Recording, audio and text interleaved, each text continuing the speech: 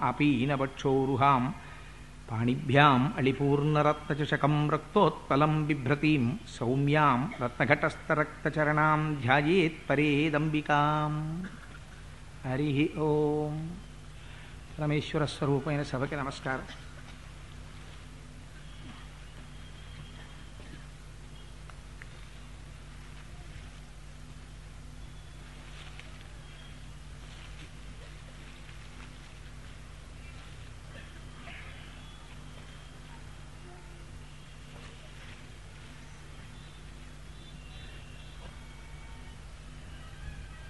ఇది భగవంతుని యొక్క నిర్హేతుకమైనటువంటి కరుణ. ఎందుచేత ఈ మాట అంటున్నానంటే, దాదాపుగా ఒక 2 సంవత్సరాల క్రితం ఎందుకో సంకల్పం కలిగింది, శ్రీమద్ రామాయణం 6 కాండలు ప్రవచనం చేస్తే బాగుంటుందేమో అని. అయితే నేను దానికి సమర్థుడనా, నేను చెప్పడానికి అంత యోగ్యత కలిగిన వాడనా అని ఒక జంకు కలిగింది. కానీ మళ్ళీ ఒక ధైర్యం వచ్చింది. ఏ యోగ్యత లేనివాణ్ణి చేరదీసి కదా రామచంద్ర ప్రభు అంత వాడయ్యాడు. పశుమాం సర్వజ్ఞ ప్రథిత కృపయా పలయ విభో. ఏ యోగ్యత లేకపోవడమే నాకున్న పెద్ద యోగ్యత. అందుకని నా స్వామి నాతో పలికించడా అనుకున్నాను. సరే, ఈలోగా ఏదో నిడదవోలు ట్రాన్స్ఫర్ అయింది. కానీ పాపం అప్పటి నుంచి గోపాలకృష్ణ గారు మాత్రం నిజంగా ఆయన ప్రార్థనా ఫలితమే. ఆ సంపూర్ణ రామాయణం జరగాలి జరగాలి జరగాలని మా దొరగారు ఒకరు ఎప్పుడు కోటేశ్వరరావు నిడదవోలు నుంచి తిరిగి వస్తాడు, ఎప్పుడు సంపూర్ణ రామాయణం జరుగుతుంది. వాళ్ళందరికీ ఎప్పటి నుంచో కోరిక 24,000 శ్లోకాల రామాయణం. ఆ రామాయణం ఒక్కొక్క కాండ 6 రోజులు పట్టినా ఉజ్జాయింపున 6 కాండలు యుద్ధకాండ పట్టాభిషేకంతో పూర్తి చేస్తే 42 రోజులు పడుతుంది అని అనుకున్నాం. నేనంటే ఇవాళ మహారాజు గారిలా 6:30కి ఇలా దిగి ఇలా వేదిక మీదకి వచ్చేసాను. కానీ నిజంగా దీని వెనకాతల ఎంత పరిశ్రమ చేసి, ఎంత ప్లానింగ్ చేసి, మీ అందరూ ఇలా సుఖాసీనులై కూర్చోవడానికి, నేను ఇలా కూర్చోవడానికి వాళ్ళు ఎంత ప్రణాళిక రచన చేశారో, ఎంత కష్టపడ్డారో. కానీ రామచంద్ర ప్రభు వాళ్ళని ఊరికి వదిలిపెట్టడం, వాళ్ళు చేసినటువంటి తపస్సు, వాళ్ళు చేసినటువంటి కృషి స్వామి అనుగ్రహించి తీరుతాడు. నాకు ఆ విశ్వాసం ఉంది రామాయణం మీద. సరే, మనకి ఆదికావ్యం రామాయణం. రామాయణం ఒక్క మాట చెప్తారు, వేదవేద్యే పరే పుంసి జాతే దశరథాత్మజే వేద ప్రచేత సాదాసీత్ సాక్షాత్ రామాయణాత్మన అని. అది వేదోపబృంహణము. వేదముల చేత ప్రతిపాదింపబడినటువంటి పరతత్వమైన పరబ్రహ్మమైన ఆ భగవానుడు ఎవరైతే ఉన్నాడో ఆయనే రామచంద్రమూర్తిగా నడిచి వచ్చాడు. ఆ వేదములు అపౌరుషేయములు కనుక ఆ వేదమే రామాయణంగా నడిచొచ్చింది. అయితే వేదము రామాయణంగా నడిచొచ్చి వేదము చేత ప్రతిపాదింపబడినటువంటి పరబ్రహ్మము రామచంద్రమూర్తిగా నడిచొస్తే మనకి కలిసి వచ్చేది ఏమిటి? ఎన్నో అవతారములను స్వీకరించాడు స్వామి. పరిత్రాణాయ సాధూనాం వినాశాయ చతుష్కృతాం ధర్మ సంస్థాపనార్థాయ సంభవామి యుగే యుగే అన్నాడు. ఎప్పుడెప్పుడు ధర్మమునకు వైక్లభ్యము కలుగుతుందో అప్పుడప్పుడు నేను అవతారములు స్వీకరించి ధర్మాన్ని మళ్ళీ రక్షిస్తాను అన్నాడు. చేసిన ప్రతిజ్ఞ ప్రకారం ఎన్నో అవతారములను స్వీకరించాడు.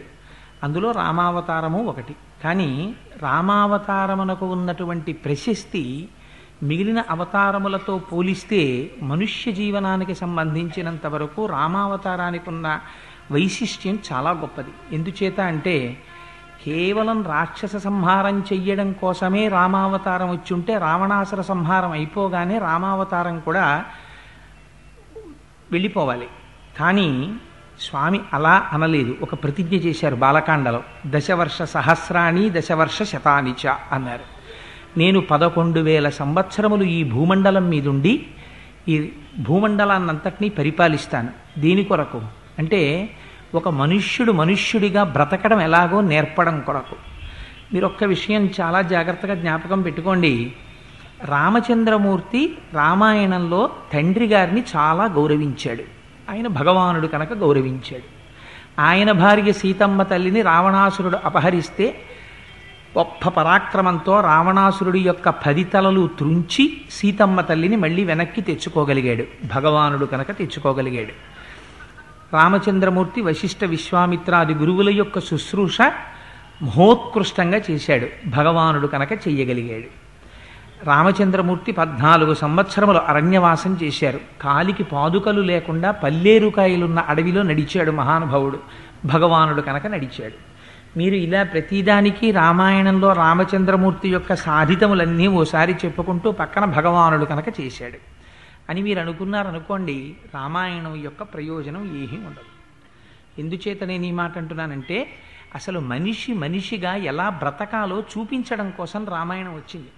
మీరు అందుకే రామాయణాన్ని ఆశాంతం చదివి చూస్తే, అందుకే ఒక్కసారి సంపూర్ణ రామాయణం వినండి వినండి అని పెద్దలు అన్నారులో ఉంది. రామాయణం చదివితే రామావతారంలో రామచంద్రమూర్తి మనందరం కష్టాలు వచ్చినప్పుడు ఎలా బాధపడతామో అలా బాధపడిన మాట పరమవాస్తవం. ఆయన తన భార్యని రావణాసురుడు అపహరిస్తే విశేషంగా విలపించాడు. ఆయనకి లక్ష్మణమూర్తి మూర్ఛ చెంది భూమి మీద పడిపోతే చాలా శోకతప్త హృదయంతో, లక్ష్మణ నువ్వు లేనటువంటి సీత, నువ్వు లేనటువంటి రాజ్యం నాకెందుకు అన్నాడు. దేశే దేశే కలత్రాణి దేశే దేశే చ బాంధవాహ తంతు దేశం నపశ్యామి ఎత్ర భ్రాత సహోదర. ఎక్కడికి వెళ్ళినా భార్య దొరుకుతుంది, బంధువులు దొరుకుతారు, రాజ్యం దొరుకుతుంది. కానీ తమ్ముడు ఎక్కడి నుంచి వస్తాడు? తోడబుట్టినవాడు రమ్మంటే రాడు. అందుకని నువ్వు లేని నాడు నాకు ఈ భోగాలు అక్కర్లేదు లక్ష్మణ, అన్నీ వదిలిపెట్టేస్తాను, నువ్వు లేని నాడు నాకు ఈ జీవితం ఎందుకయ్యా అన్నాడు. అందుకని రాముడు రామాయణంలో ఒక భగవానుడి కింద ప్రవర్తించి చూపించలేదు, ఒక మనిషి ఎలా బ్రతుకుతాడో అలా బ్రతికి చూపించాడు. నిజంగా రాముడికి వచ్చిన కష్టాల్ని కానీ మనం జ్ఞాపకం పెట్టుకుంటే, మనకెప్పుడైనా జీవితంలో ఒక కష్టం వచ్చిందనుకోండి, నిజంగా రాముడు పడిన కష్టం ముందు మనం పడుతున్న కష్టం ఏపాటి కష్టం అనిపిస్తుంది. సీతమ్మ తల్లి పడిన కష్టం జ్ఞాపకానికి వచ్చిందనుకోండి, క్షితిక్షమా పుష్కర సన్నిభాక్షి యా రక్షిత రఘవలక్ష్మణాభ్యాం సారాక్షసీభి వికృతేక్షణాభి సంరక్షిత సంప్రతి వృక్షమూలే అంటారు మహర్షి. అంతటి తల్లి అయోనిజ, దశరథ మహారాజు గారి పెద్ద కోడలు, రామలక్ష్మణుల చేత రక్షింపబడవలసినటువంటి తల్లి, ఎక్కడో అంతఃపురంలో ఉండవలసినటువంటి అమ్మ, అటువంటి తల్లి ఒక రాక్షసుడి యొక్క అంతఃపురం వెనకాతల ఉన్న ప్రమదావనంలో ఒక శింశుపావృక్షం కింద 10 నెలల పాటు చిరిగిపోయినటువంటి చీర కట్టుకుని జుత్తు ముడి కూడా వేసుకోకుండా తల్లి ఆ రోజున మట్టిలో పడుకుని అంత బాధపడిందంటే, సీతమ్మ తల్లికి వచ్చినటువంటి కష్టం ముందు మనం పడుతున్నటువంటి కష్టాలు ఏపాటి. అంతటి కష్టంలో కూడా రాముడు విడిచిపెట్టనివి ఏవైనా ఉంటే రెండే. ఈ రెండిటినీ మాత్రం రాముడు ఎన్నడూ విడిచిపెట్టలేదు. అందుకే అది రామాయణం అయింది.